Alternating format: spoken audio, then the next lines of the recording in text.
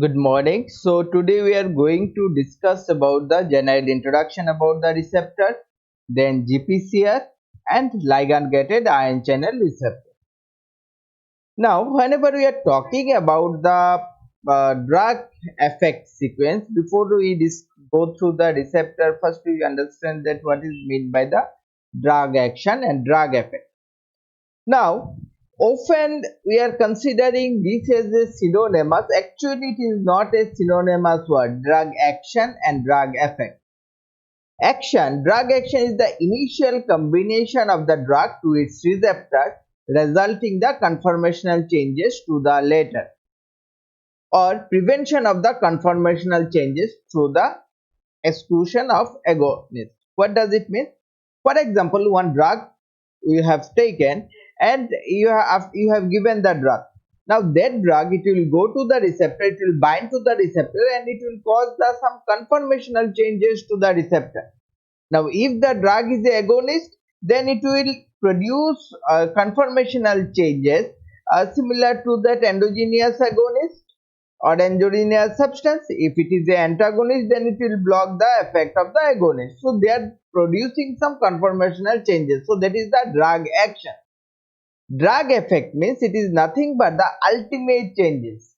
Ultimate changes in the biological function about as a consequence. That means you have taken a particular drug, it will bind to a receptor and produce this particular effect. So what is the ultimate effect? So that is we are called as a drug effect. Clear? That is we are called as a drug effect. That is ultimately what is the biological changes, biological function, change into the biological function made by the drug.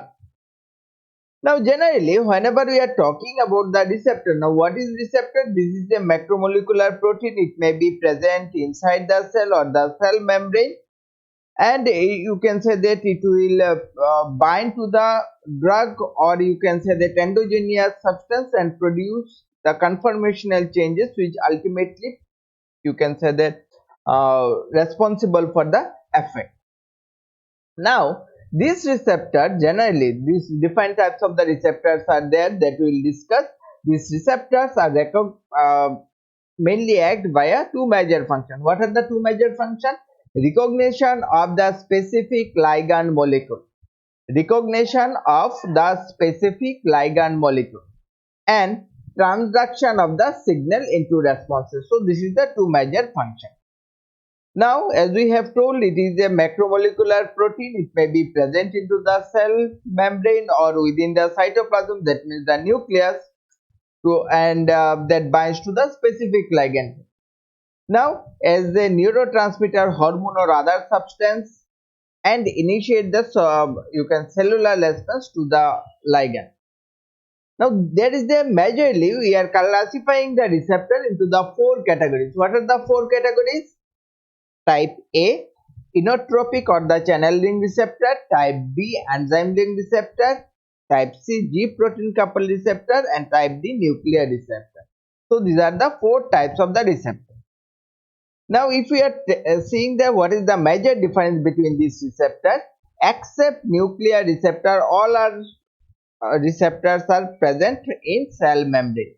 Nuclear receptor, it is present intracellularly in the nucleus.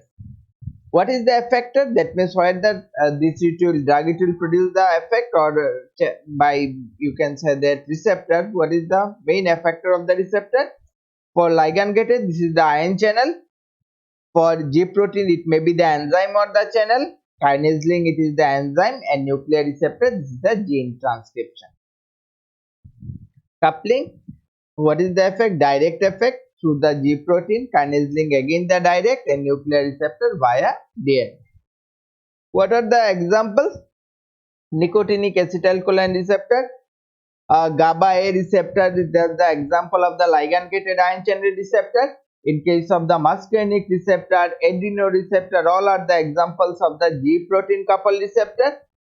Kinase link receptor. Now, kinase link receptor like insulin, growth factor, cytokinin receptor, all are you can say that considered as a kinase link receptor, and steroid, thyroid hormone receptor, all those things it is considered as a nuclear receptor.